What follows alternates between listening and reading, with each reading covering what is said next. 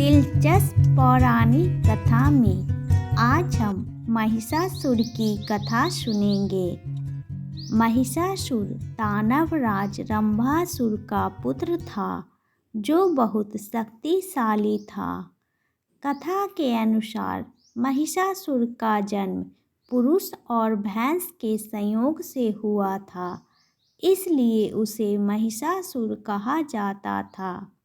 वह अपनी इच्छा के अनुसार भैंस एवं इंसान का रूप धारण कर सकता था।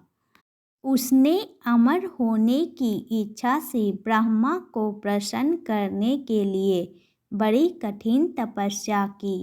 ब्रह्मा जी उसके तप से प्रसन्न हुए।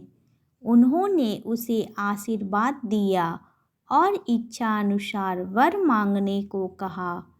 महिषासुर ने उनसे अमर होने का वर मांगा। ब्रह्मा जी ने कहा, जन्मे हुए जीव का मरना तय होता है, तुम कुछ और वरदान मांगो।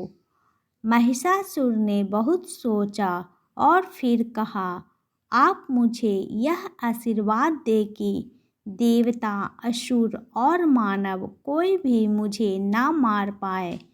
किसी स्त्री के हाथ से मेरी मृत्यु हो। ब्रह्मा जी तथास्तु कहकर अपने लोक चले गए। वरदान पाकर लौटने के बाद महिषासुर सभी दैत्यों का राजा बन गया।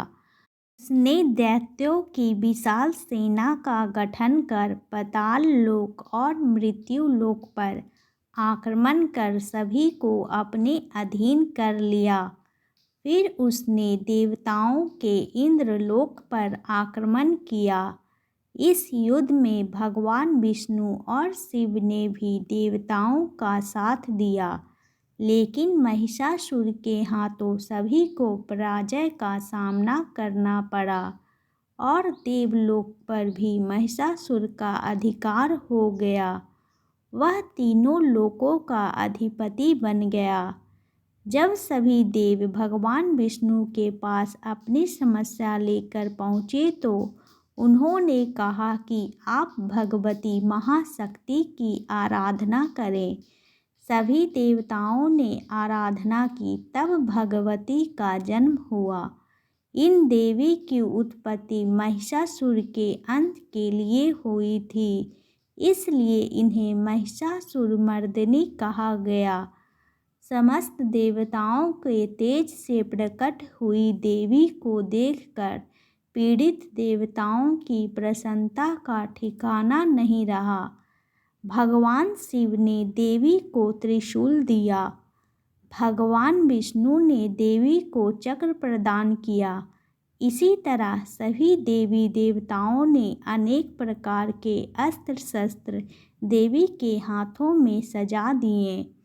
इंद्र ने अपना वज्र और ऐरावत हाथी से उतारकर 1 घंटा देवी को दिया। सूर्य ने अपने रोमकूपों और किरणों का तेज भरकर ढाल और तलवार और दिव्य सिंह यानी शेर को सवारी के लिए उस देवी को अर्पित कर दिया। विश्वकर्मा ने कई अवैध कवच और अस्त्र देकर महिषासुरमर्दिनी को सभी प्रकार के बड़े छोटे अस्त्रों से शोभित किया। अब बारी थी युद्ध की। थोड़ी देर बाद महिषासुर ने देखा कि एक विशालकाय रूपवान स्त्री अनेक भुजाओं वाली और अस्त्र शस्त्र से सज्जित होकर शेर पर बैठ उसकी ओर आ रही है। महिषासुर की सेना का सेनापति आगे बढ़कर देवी के साथ युद्ध करने लगा।